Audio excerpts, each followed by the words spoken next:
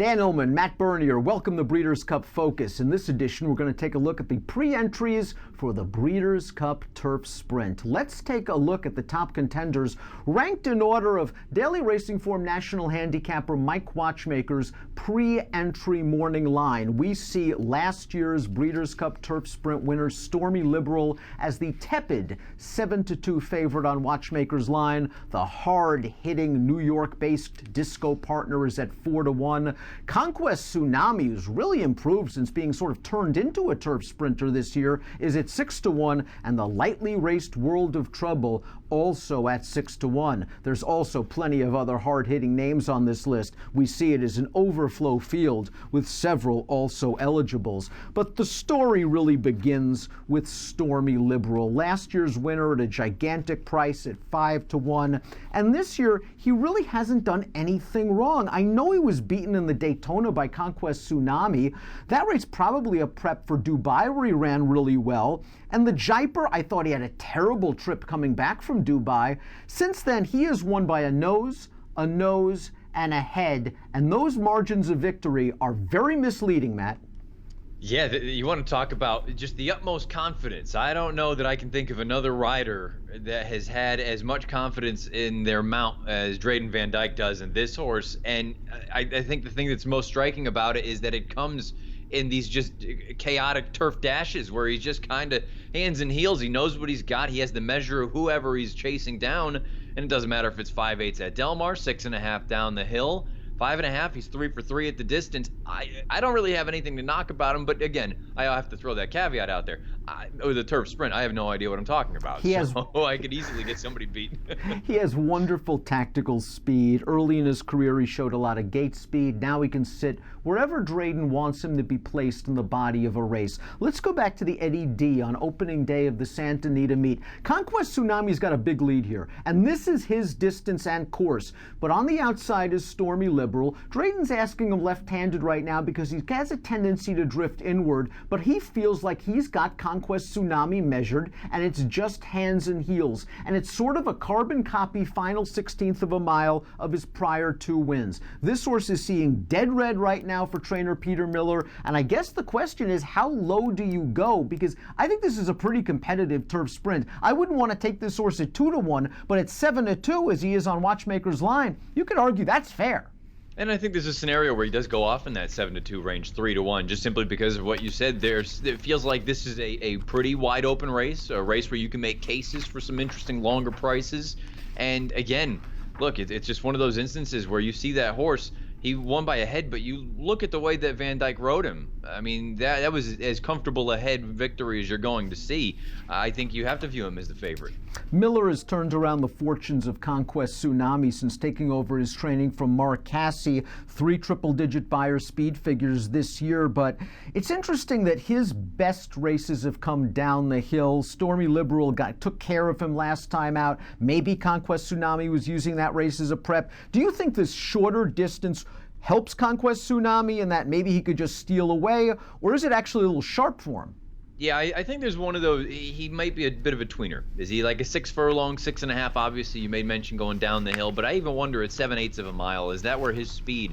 You know, we talk about it. Some of these horses, 5/8 speed is just off the charts fast, and I know this is 5.5 furlong, so it's slightly longer, but I do wonder if his speed plays a little bit better at a longer distance because maybe he has that bottom that some of these burners at 5 or 5.5 don't necessarily have. That stamina is not there for them where it is for Conquest Tsunami. Those 2 horses based on the West Coast. To Disco partner 3rd in this race last year, based in New York for trainer Christophe Clement. He has won 11 times, $1.2 million in the bank. Not sure about 5.5 for him, but he's in raging form. His race 2 starts back in the Troy. He caught soft ground that I think he hated. He does not like a lot of cut in the ground. I'm sure they're going to be watching the weather all week long. Last time out, he got good going in the Belmont Turf Sprint Championship. Let's watch that race right now, and this is just easy. This is how a favorite is supposed to win. He eases outside of Pure Sensation, who's a pretty nice horse, and Irad Ortiz just is looking behind him for the competition. This is the way you want to come into the Breeders' Cup Sprint. A 106 effort and a non-taxing one at that.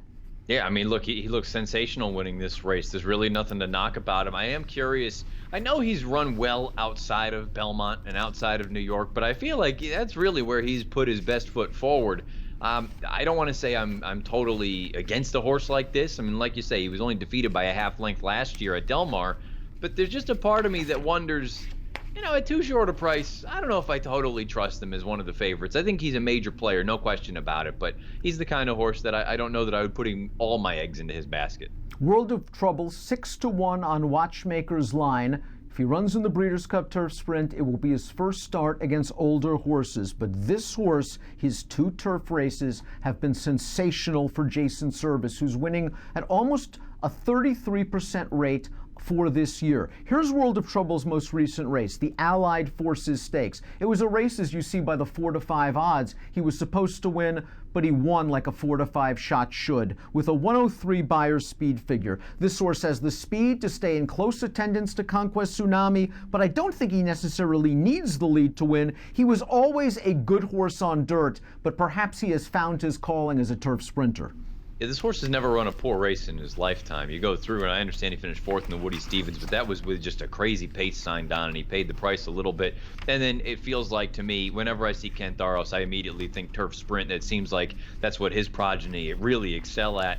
This horse, again, each one of those turf races, the fact that he's won on good and yielding ground, I think that's positive. 5.5 furlongs isn't going to be an issue for him. And the other thing to keep in mind, he displayed in that most recent start, I know it was only for the first call, but he didn't have to have the lead, and I think that could be very, very important for a horse like this. I'm always concerned, some of these horses, until they prove to you that they can sit and pass horses, you never know if they truly can.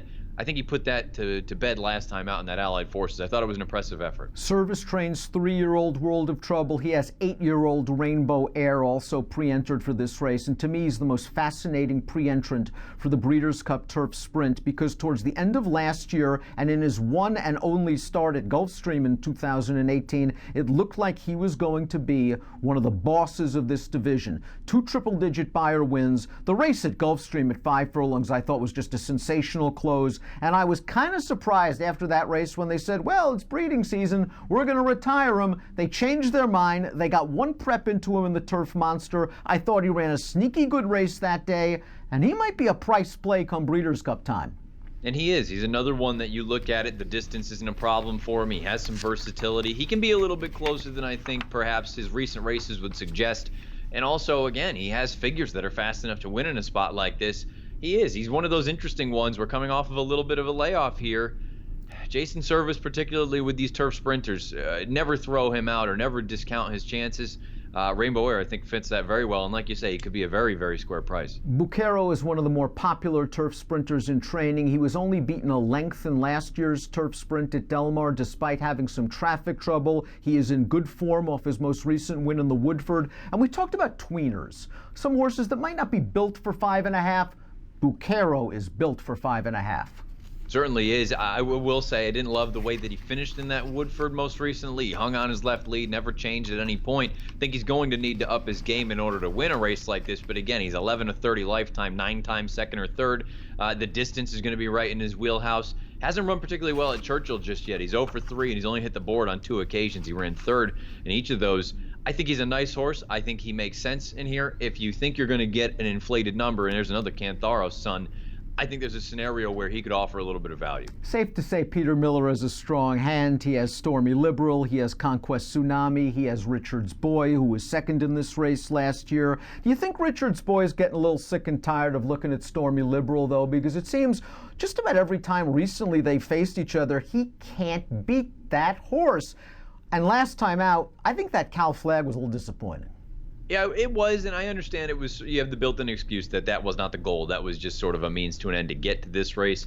But 2 things. You brought up the fact that whenever he faces Stormy Liberal, he gets beaten. And I think you just have to throw your hands up at a certain point and say he's not as good as Stormy Liberal. The other thing that I look at, you have to go all the way back to May of 2017 to find his last victory. We're getting to a point now where he's finished 2nd or 3rd on 15 occasions in 33 lifetime starts. To me, I'm starting to wonder if we're a little bit better off using him underneath as opposed to a true win contender. Shanta Line is a mare taking on the boys, but she's in razor-sharp form. She loves this distance. She's trained by a fantastic horseman. Is she good enough to beat this field? Well, I mean, I guess it depends how you want to look at it. From a figure standpoint, she is right there. She's not that much slower than some of the big boys in this spot. The thing that really kind of concerns me, you go through and look. She's 4 for 7 on turf. She's 5 times in the exacta. The one, and it wasn't a bad race, but the one subpar race, the race that to me signifies that perhaps she's a cut below, is that run 3 starts back in the Caress up at Saratoga. That came over soft going. There is some rain in the forecast for Breeders' Cup Saturday. If for some reason it comes up less than firm, perhaps you want to downgrade her chances slightly, but I have to be honest, I'm pretty intrigued with her at a decent number. Stormy Liberal looks to successfully defend his Breeders' Cup Turf Sprint Championship. Going 5.5 furlongs at Churchill Downs. He's got to deal with a good New York-based horse and disco partner. He's got to deal with a couple of stablemates, Conquest Tsunami and Richard's Boy. He's got to deal with a couple of Jason Service runners, World of Trouble and Rainbow Air. This race should be a war.